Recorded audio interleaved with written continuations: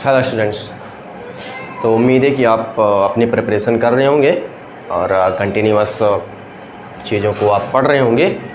और क्योंकि प्रैक्टिस ये जो आपके माइंड में चीज़ों को रख सकती है, प्रैक्टिस नहीं होगी तो चीज़ें आपके माइंड में नहीं रहेंगी। तो प्रैक्टिस ये एक ऐसा मेथड है जिसके दम पर है ना आप चीज़ों को अपने साथ रख सकते हो लंबे समय तक।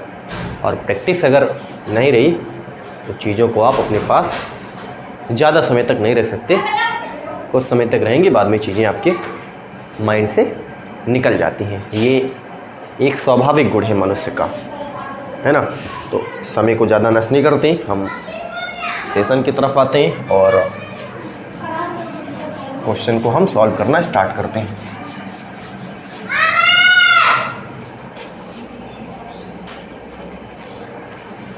पहला क्वेश्चन है आज का, किसी पेड़ की छाया उसकी ऊंचाई से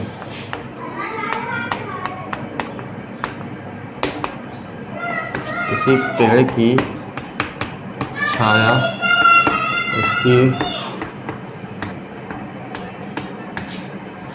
उसकी ऊंचाई से √3 गुनी है।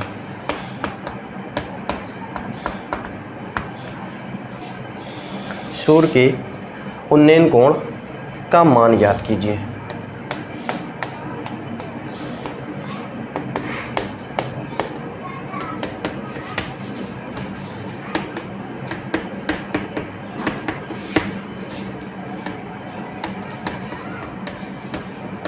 ये क्वेश्चन हमसे बोला हुआ है।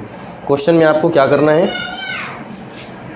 कि एक पेड़ की छाया उसकी ऊंचाई से √3 गुनी है अकॉर्डिंग टू क्वेश्चन। यानी कि जो पेड़ की छाया है वो पेड़ की ऊंचाई से √3 गुनी है। पेड़ की ऊंचाई कुछ भी रही हो उसका आपको √3 से मल्टीप्लाई कर देना होगा, यही कहा है ना। और आपको सूर्य का उन्नयन कोण क्या ये आपको ज्ञात करना है। चलिए मैं देखता हूँ, ड्रॉ करके देखता हूँ क्या समझ में आता है आपको। जैसे ये पेड़ है, ये क्या है, एक पेड़ है और ये धरातल है। अरे धरातल पर ही पेड़ उगेगा, हवा में तो कोई उगेगा नहीं। ये धरातल है और ये क्या है, पेड़ है। क्लियर। क्या कहता है, पेड़ की छाया, यही तो छाया है पेड़ की। अरे ज़मीन पर ही छाया है, पेड़ है ना, नीचे आपको छाया यहाँ पे दिख रही है। ये पेड़ की आपको यहाँ पे क्या दिख रही है, छाया दिख रही है। उन्नयन कोण सूर्य का, तो उन्नयन कोण ये वाला देख लो, यही तो उन्नयन कोण है सूर्य का। जो उन्नयन कोण है यानी कि ऊपर आप देखोगे, ठीक है ना, ऊपर आप देखोगे आसमान को, सूर्य के उन्नयन कोण, तो उन्नयन कोण आपके पास ये है। और इसको हमने क्या बोल दिया, थीटा बोल दिया। यही उन्नयन कोण आपको क्या करना है, ज्ञात करना है। इसको आप ए बोल दो, इसको बी बोल दो और इसको हमने क्या बोल दिया, सी बोल दिया। बीसी जो है इस ए बी पेड़ की छाया है और आप सूर्य को क्या कर रहे हो, ऊपर की ओर अपने नयन को उठा करके आप सूर्य को क्या कर रहे हो, देख रहे हो। तो जो एंगल बनना है वही एंगल आपको यहाँ पे क्या करना, फाइंड आउट करना है। इजी क्वेश्चन है, आराम से आप इसको बना पाओगे। इसकी ऊंचाई, जो छाया है वो ऊंचाई से √3 गुनी है। ऊंचाई कुछ मान लेते हैं, माना कि ऊंचाई ये h मीटर है। ऊंचाई कितना है, हमने कहा ऊंचाई जो है वो h मीटर है। तो बताइए छाया क्या हो जाएगी, √3h मीटर हो जाएगी नहीं हो जाएगी, आप ही बताओ। ऊंचाई हमने कहा h मीटर है तो छाया जो है वो √h मीटर हो जाएगी। सिंपल क्लियर है। आपको देखो ये चीज़ है, ये चीज़ है, यही दो चीज़ें आपने समकोण त्रिभुज पढ़ाई हुआ है। समकोण त्रिभुज में ये थीटा है, यहाँ पर 90 डिग्री है, इसका मीनिंग ये आधार हो जाएगा। ये थीटा है, ये सामने वाली जो साइड है वो क्या हो जाएगी, लंब हो जाएगी, है ना। जो एंगल है, एंगल के सामने वाली जो साइड होती है उसको हम लंब बोलते हैं, है ना, परपेंडिकुलर जिसको बोलते हैं। और ये आपके पास क्या होती है, बेस होती है, यानी कि 90 है और ये थीटा है, बीच में आपको क्या मिलेगा, बेस मिलता है। ये क्लियर है, नोन है, ठीक है ना, ये आपको आना चाहिए। चलिए तो यहाँ पर देखते हैं, दो भुज है ना, एक साइड ये है, एक साइड ये है। तो कौन सा त्रिकोणमितीय अनुपात लगाते हैं, टेन लगाते हैं। ये लंब है, ये आधार है, तो टेन लगाएंगे आराम से, ठीक है।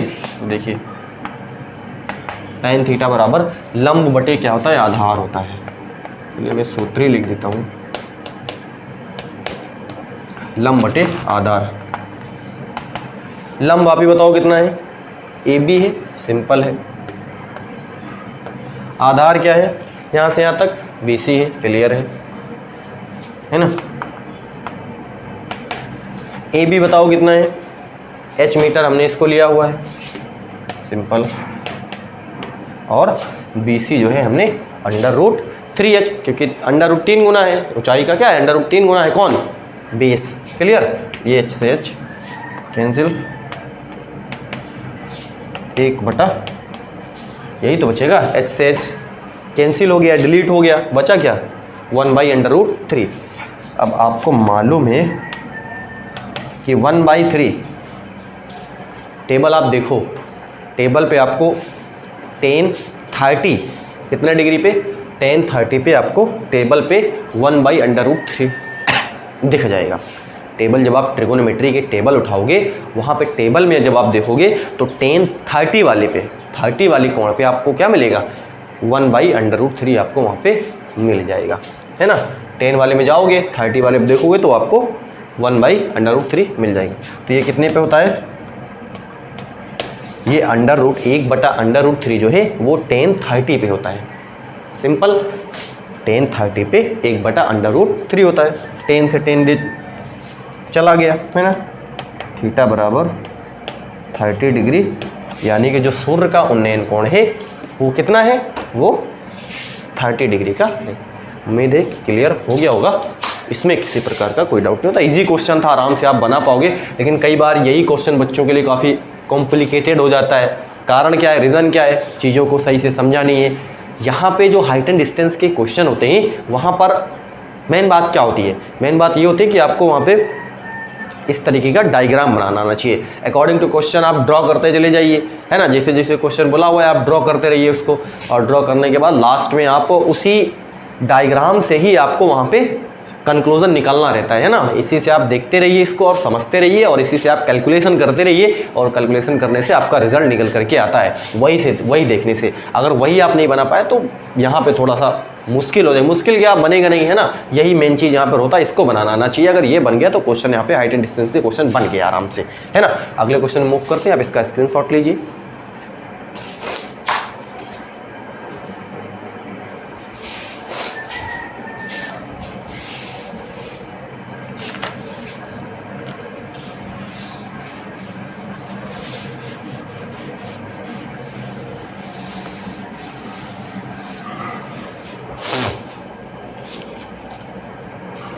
अगला क्वेश्चन है, भुजा 7 सेंटीमीटर वाले एक घनाकार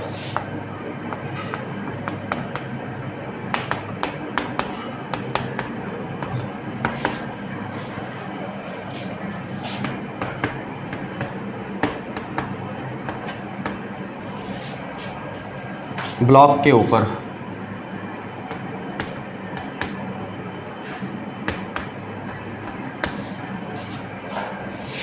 एक अर्धगोला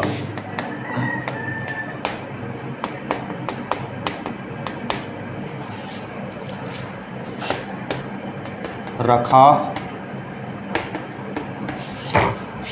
हुआ है। अर्धगोले का अधिकतम व्यास क्या हो सकता है?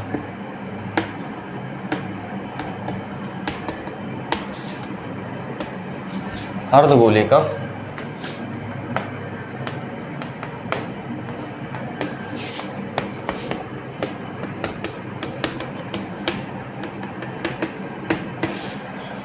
क्या हो सकता है ना। ये क्वेश्चन है। इस प्रकार बने ठोस का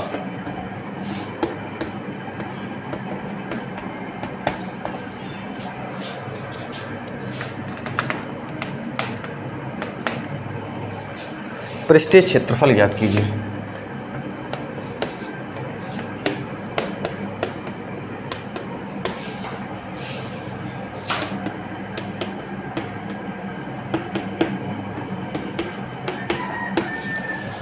ये क्वेश्चन यहाँ पे दिया हुआ है, क्वेश्चन को मैं रिपीट करता हूँ। क्वेश्चन में कहा हुआ है भुजा 7 सेंटीमीटर वाले एक घनाकार, यानी कि कोई घन की बात करी गई है। उस घन की जो भुजाएं हैं वो 7 सेंटीमीटर है। अब आपको मालूम है कि अगर कोई घन है तो घन में वर्ग होते हैं, घन में क्या होते हैं, वर्ग होते हैं, और वर्ग आपको मालूम है कि वर्ग की सभी भुजाएं जो होती हैं वो क्या होती हैं, बराबर होती हैं। तो घन जो है, घन में जितनी भी भुजाएं होंगी सारी कितने की होंगी, 7 सेंटीमीटर की होंगी। यहाँ से हमको ये समझ में आता है। उस घनाकार ब्लॉक के ऊपर एक अर्धगोला रखा हुआ है। कुछ सिचुएशन कैसे है, कोई घन है, उस घन के ऊपर एक अर्धगोला क्या किया गया, रखा गया है घन के ऊपर, है ना। अर्धगोले का अधिकतम व्यास क्या हो सकता है, ये आपको निकालना है। और इस प्रकार बने ठोस का पृष्ठीय क्षेत्रफल भी आपको क्या करना है, ज्ञात करना है। देखो सिचुएशन में क्रिएट करता हूँ थोड़ा सा, यहाँ पर आप देखिए घन बोला हुआ है, मैं घन बनाता हूँ।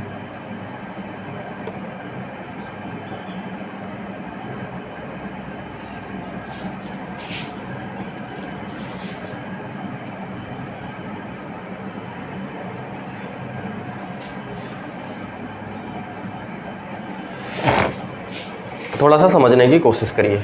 ये हमने एक ब्लॉक बनाया हुआ है, ये क्या बना हुआ है, एक ब्लॉक हमने ड्रॉ करा हुआ है। एक अर्धगोला रखा हुआ है, तो एक अर्धगोला यहाँ पे हम कहीं रख देते हैं, इस पे, है ना। अर्धगोला आपको रखना है यहाँ पे, ठीक है।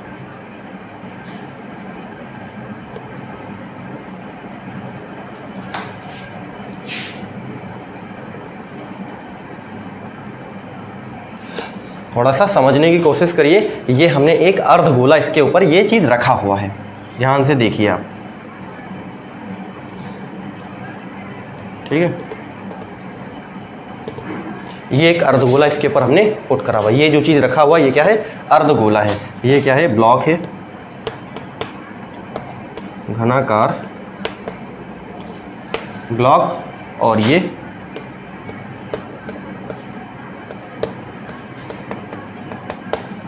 अर्धगोला है। इस तरीके का कुछ सिचुएशन यहाँ पे दिया हुआ है। ये कितना है बताओ, 7 सेंटीमीटर। अरे सारी होंगी, घन है ना, घन में वर्गीय होते हैं, वर्ग होते हैं, तो इसका मतलब सभी, ये 7 का है, यहाँ से यहाँ तक 7 होगा, ये 7 होगा, ये 7 होगा, ये 7 होगा, सभी 7 के होंगे, ठीक है ना, सभी 7 सेंटीमीटर की भुजा होंगी। अर्धगोले का अधिकतम व्यास क्या हो सकता है, ये जो अर्धगोला है इसका व्यास है ना, यानी कि ये पूरा गोला अगर देखोगे तो पूरा गोला, तो व्यास का मतलब ये चीज़, एक बार ध्यान से समझिए, ये पूरा गोला है, ये क्या है, पूरा गोला है, तो व्यास का मतलब ये चीज़ पूरा, यहाँ से लास्ट में मिला दीजिए इसको ऐसे करके, ठीक है ना। ये पूरा गोला है और इसको आप ऐसे मिलाइए, ठीक है। तो ये आपके पास क्या हो जाएगा, व्यास हो जाएगा। और यहाँ पर क्या है, अधिकतम व्यास क्या हो सकता है, अधिकतम व्यास क्या हो सकता है, यहाँ से यहाँ तक आप देखोगे, देखो ये अधिकतम व्यास क्या हो सकता है। अरे कोई वर्ग है, जैसे ये देखो, हम अलग से इसमें से एक निकाल करके दिखा रहे हैं। ये देखो ऊपर वाले को हम निकालते हैं, यहाँ पे ऊपर वाले को क्या करते हैं, निकालते हैं। तो एक जब आप यहाँ पे अर्धगोला क्या करा है, यहाँ पे ड्रॉ करा है एक आपने, देखो ये देखो एक अर्धगोला हमने यहाँ पे क्या करा हुआ, ड्रॉ करा हुआ है। तो इसका व्यास क्या होगा, अधिकतम, ये देखो ये वर्ग है ना, एक ये 7 सेंटीमीटर है, ये क्या है, ये वर्ग है, यानी कि घन है, तो घन में क्या है, वर्ग है। वर्ग में देखोगे तो ये देखो ये 7 का है, 7 का है, तो जो अर्धगोला है उसका अधिकतम व्यास क्या हो सकता है, अधिकतम ज़्यादा से ज़्यादा व्यास क्या हो सकता है, व्यास का मतलब हो सकता है इसकी भुजा के बराबर होगा, व्यास का मतलब इसकी भुजाई के तो होगा ना। ध्यान से समझिए, फील करिए थोड़ा सा, ठीक है। यानी कि यहाँ से यहाँ तक देखोगे तो इसके भुजाई के तो बराबर होगा, यानी कि अर्धगोले का जो अधिकतम व्यास होगा वो घनाकार जो है, घनाकार जो आपके पास घन दिया हुआ है, घन की भुजा के क्या हो जाएगा, बराबर हो जाएगा। उम्मीद करते हैं आपको ये चीज़ समझ में आ रही होगी। ये समझ में गए तो क्वेश्चन बन गया आराम से, ठीक है। तो यही चीज़ मैं यहाँ पे समझाना चाहता था और इसको मैंने यहाँ पर आपको बता दिया। तो यहाँ पर कहने का मतलब मैं दिख तो लिखता हूँ, है ना,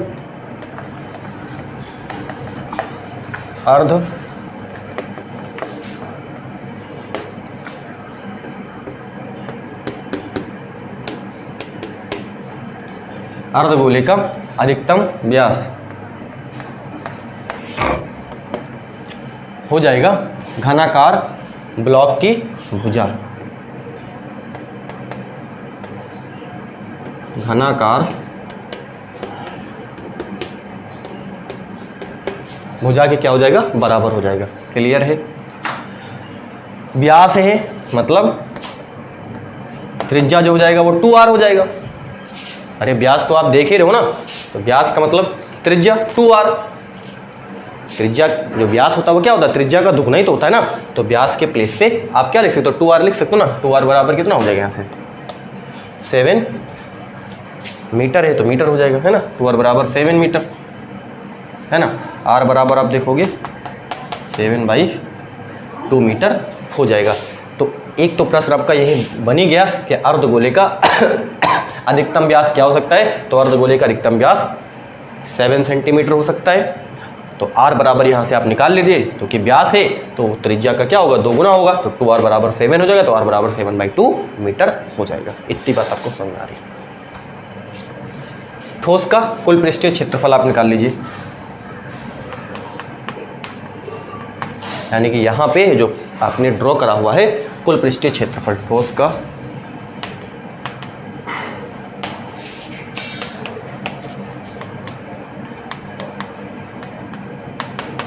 क्या क्या हो जाएगा। एक तो आपके पास घन का पृष्ठीय क्षेत्रफल हो जाएगा, इसका घन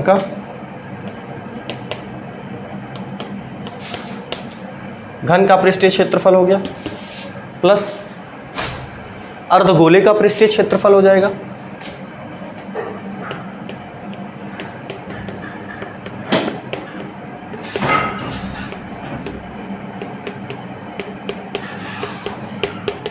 प्लस एक हमने क्या लिखा, एक तो ये जो घन है, घन का पृष्ठीय क्षेत्रफल, एक क्या है अर्धगोला है, जो अर्धगोला है उसका पृष्ठीय क्षेत्रफल। और आपको क्या कर देना है इसमें से, क्योंकि ये डबल बार आ जाएगा नीचे वाला, ये है जो आधार है, यानी कि अर्धगोले के आधार का क्षेत्रफल, है ना। ये तो निकल ही गया ना ऊपर वाली से, ये तो हमने घन इसमें से देखिए घन का पृष्ठीय क्षेत्रफल में से ये तो हमने यहाँ पे हो ही गया, ठीक है ना। ये इसमें जो आधा, ये जो अर्धगोला है, अर्धगोले के नीचे वाला जो हिस्सा है, यानी कि आपको क्या कर देना होगा, ये तो वहाँ पर ऑलरेडी हो चुका है, तो इसमें से ये जो आधार वाला हिस्सा है इसमें का अर्धगोले का, वो हम निकाल देते हैं, ठीक है ना। मतलब माइनस कर दे, जो कि ऑलरेडी हो चुका है घन का पृष्ठीय क्षेत्रफल, इसमें सब कुछ पूरा हो गया है, बस ये वाला डबल हो जाएगा, तो इसको हम क्या कर देते हैं माइनस कर देते हैं, मतलब अर्धगोले के आधार का क्षेत्रफल हम माइनस कर देते हैं। तो यहाँ पर हम माइनस लगाएंगे, माइनस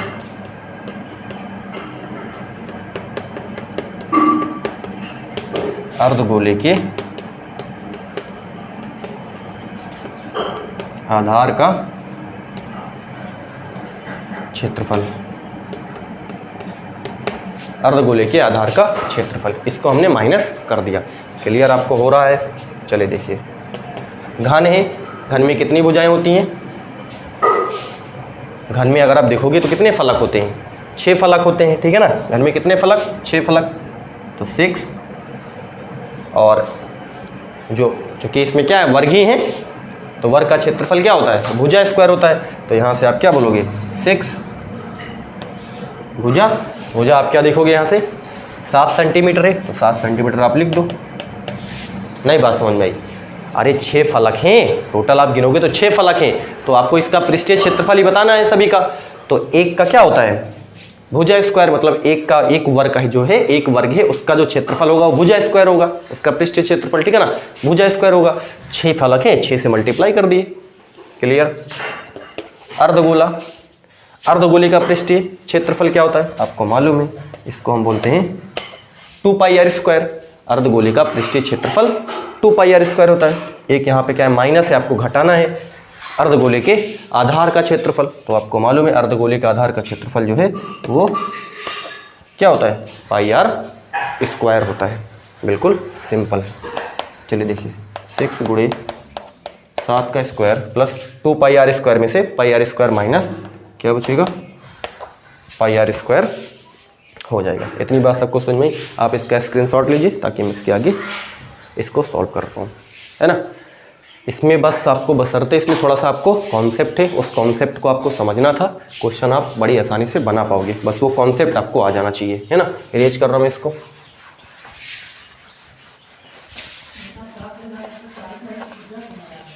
चलिए देखिए क्या हो जाएगा यहाँ पे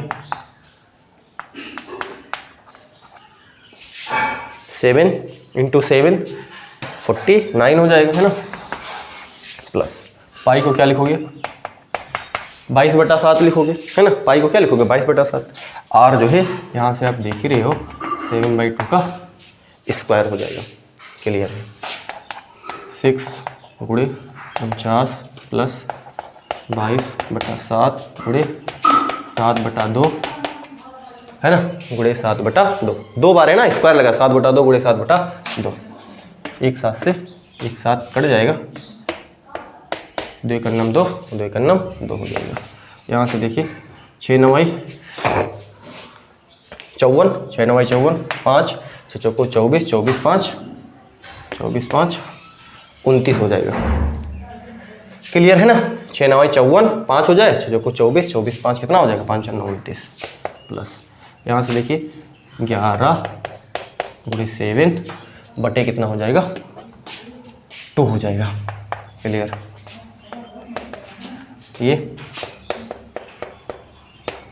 ये हो गया 2/3 6, 2/3 है ना, 2/3 6 हो जाएगा, 1 आ गया यहाँ पे कितना हो गया, है ना, 2/3 6 हो गया, 6 और 1 आ गया यहाँ पे कितना हो गया, 17 हो गया। तो फिर क्या बोलेंगे, 2 8 16, 1 आ गया, 2 5 6 10। क्लियर, यानी कि 38.5 आ जाएगा। 77 का आधा कितना हो जाएगा, 38.5 है ना, 2/3 6, 1 आ गया यहाँ पे 17, 2 8 16, 1 बच गया, पॉइंट लगा 0 बड़ा 2 5 6 10 हो गया। ठीक, तो ये हो गया 38.5।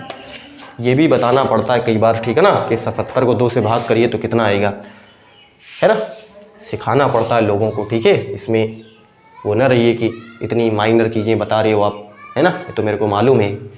कई बार ऐसा होता है कि यही नहीं मालूम हो पाता है कैसे करेंगे इसको, है ना। ओवर स्मार्ट में कई बार लोग मात खा जाते हैं, है ना। तो यहाँ पे देखो 294 है, कितना ऐड करना है, 38.5, 8 4 12, 9 3 12 1 13 और 2 1 कितना हो जाएगा, 3 हो जाएगा। क्लियर, तो यहाँ पर देखिए कितना हो जाएगा, 8 4 12 के 2 हो जाएगा, है ना, 8 4 12 के 2 लिख दिया, है ना, 9 3 12 1 13 और 2 1 3.5 और ये क्या निकल के आया है, क्षेत्रफल निकल के आया है ना। तो क्षेत्रफल आया है तो मीटर स्क्वायर, ये इसका क्या हो जाएगा, आंसर हो जाएगा। यानी कि फाइनली जो आंसर निकल के आएगा वो 332.5 मीटर स्क्वायर निकल करके आएगा। ये जो आपने यहाँ पे ठोस आकृति बनी हुई है, इसमें जो एक अर्धगोला है, एक घन आपको दिखाया गया है, तो इसका पूरे का जो पृष्ठीय क्षेत्रफल निकाला हमने 332.5 मीटर स्क्वायर निकल कर आया है, जिस तरीके से क्वेश्चन आपसे पूछा हुआ था। उम्मीद करते हैं कैलकुलेशन सारी चीज़ें इसमें आपको क्लियर होंगे, इसमें आपको किसी प्रकार का कोई डाउट नहीं होगा। आप इसका स्क्रीनशॉट लीजिए, मैं अगले क्वेश्चन पे मूव करता हूँ। वो माइनर चीज़ हो, वो कोई लार्ज हो, ठीक है ना, या फिर कोई एक लेंदी चीज़ हो, कोई बड़ी चीज़ हो, छोटी हो, माइनर हो, कुछ भी हो, ठीक है ना, स्मॉल हो, कोई भी चीज़ हो, बताना मेरा काम है। हर एक चीज़ माइनर से माइनर, है ना, और बिग से बिग, माइनर से माइनर, बिग से बिग, छोटी से छोटी चीज़ें, बहुत बारीक चीज़ें, बड़ी से बड़ी चीज़ें, ठीक है ना। मेरा काम है बताना, मैं तो अपना काम करता रहूँगा, बाकी आपका काम है। आप मन करे उसको सुनिए, मन करे इसको निकाल दीजिए बगल से, कोई दिक्कत नहीं, है ना, कोई जोर दबाव नहीं है। ठीक,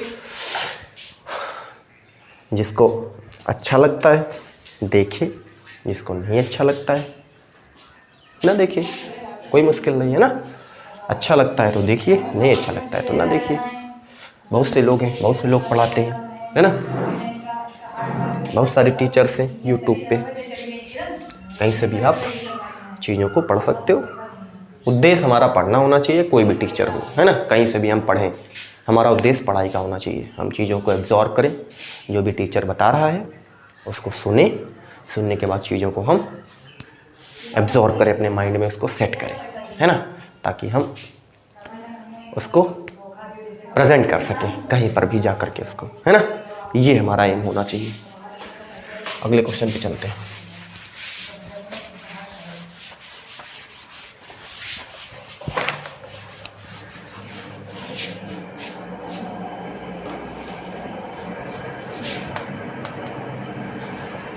एक चित प्राप्त करने की प्रायिकता ज्ञात कीजिए।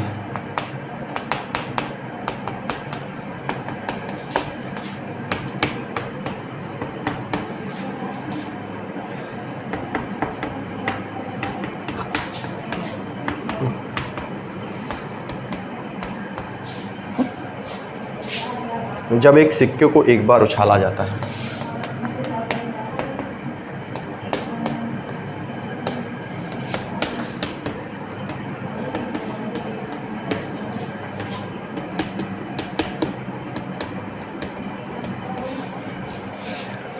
साथ ही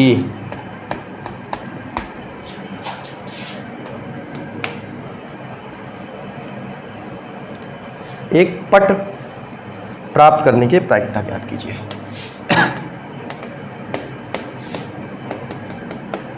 पट प्राप्त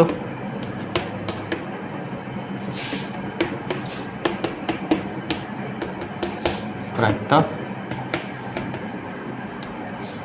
ये है ना। एक चित प्राप्त करने की प्रायिकता ज्ञात कीजिए। जब एक सिक्के को एक बार उछाला जाता है, साथ ही एक पट प्राप्त करने की प्रायिकता भी आपको क्या करनी है, ज्ञात करनी है। आपको मालूम है, सभी को मालूम है, सिक्का उछालते हो तो या तो चित आएगा या तो पट आएगा, है ना। अब इससे नहीं समझ में आ रहा होगा कि चित कौन सी बला है, पट कौन सी बला है, लेकिन हमको ये तो मालूम है कि हेड आएगा या टेल आएगा। आएगा कि नहीं आएगा? या तो हेड आएगा या तो टेल आएगा, यही दो आएंगे। या तो सन आएगा या तो पुत आएगा, सही से बोले और तो, है ना। या तो सन आएगा या तो पुत आएगा, या हेड आएगा या टेल आएगा। ये तो हमको समझ में आता है। चित्तपट इसकी भाषा है। चित्त का मतलब हेड है और पट का मतलब टेल है ना। क्लियर हो ना। अरे चित्त का मतलब सन है, ठीक है, सन पुत, ऐसे, ठीक है।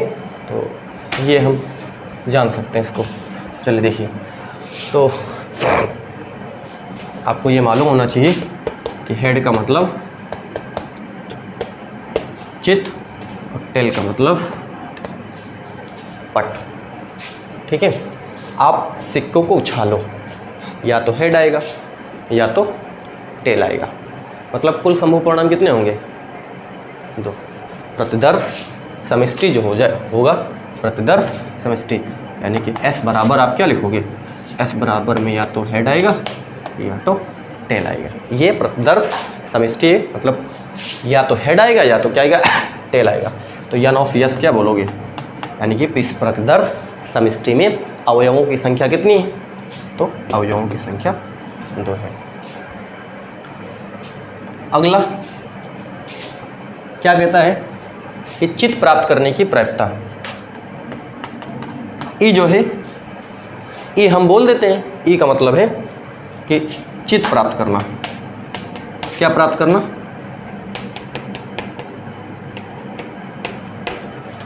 क्या प्राप्त करना? चित्त प्राप्त करना।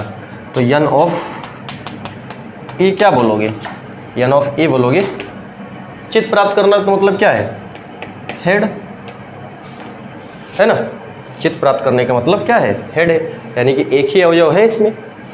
कितने अवयव हैं? एक ही अवयव हैं। इसको हम सिंगल दिखा देते हैं ऐसे करके, ठीक है। केवल हेड ही आप यहाँ पे दिखाओगे इसको, ठीक है। क्लियर। तो यहाँ से अवयवों की संख्या इसमें जब आप दिखाओगे तो क्या है? एक है। अवयवों की संख्या कितनी है? एक है। तो प्रायिकता क्या हो जाएगी? क्या दिखाना है? हेड लाना है ना। P ऑफ H बराबर N ऑफ E बटे N ऑफ S, है ना। घटना के अनुकूल परिणाम बटे कुल परिणाम, और हेड आने की आपको प्रायिकता यहाँ पे दिखानी है। नंबर ऑफ ई, यानी कि हमने यहाँ पर ब्रैकेट नहीं लगाया, हमने ऐसे केवल यहाँ पे दिखा दिया, ठीक है ना। कि अरे नंबर दिखाना है तो इसमें एक आया, चित्त जो है वो एक ही बार आएगा, ठीक है ना। तो एक आया तो हमने यहाँ पे यही पूछा हुआ है, तो एक आया तो हमने एक यहाँ पे नंबर ऑफ ई में एक दिखा दिया। यन ऑफ ई कितना हो जाएगा? यन ऑफ ई एक ही है, यन ऑफ एस कितना है? 2। तो यही प्रायिकता है। क्लियर? यही क्या है, प्रायिकता है 1/2। चेत आने की जो प्रायिकता है वो 1/2। अब यहाँ पे आपको कंफ्यूज करने के लिए बोला हुआ है कि पट आने की प्रायिकता, तो पट भी तो एक ही बार आएगा, या पट 5 बार एक बार उछालोगे तो या तो पट आएगा या तो क्या आएगा, चेत आएगा, तो एक ही बार आ सकता है वो भी। तो यहाँ पर भी आप क्या देखोगे, यफ अगर आप बोल दो, यफ कुछ मान लो, ठीक है ना, यफ जो है वो पट आने की है ना, पट प्राप्त करना। तो यन ऑफ पट का मतलब टेल है ना, तो यन ऑफ एफ क्या बोलोगे, एक इसमें भी है पट आने की प्रायिकता है ना, तो यहाँ पर प्रायिकता क्या हो जाएगी,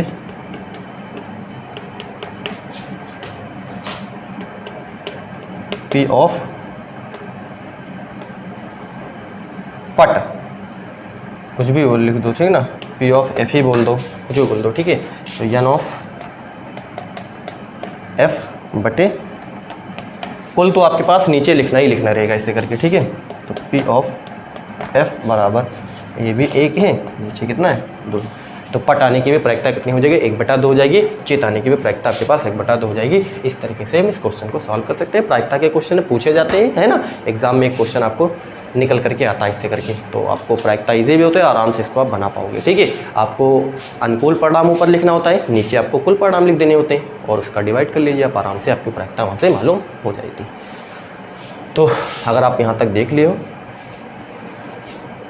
तो ऐसा कोई क्वेश्चन नहीं होगा जो आपको नहीं समझ में आया होगा। अगर फिर भी है ना कहीं डाउट रह भी जाता है तो उसको कमेंट में लिखिए, मैं उसका रिप्लाई कर दूंगा, आप चीज़ों को आप वहाँ से समझ सकते हो। तो मिलते हैं हम नेक्स्ट सेशन में। Thank you for watching me.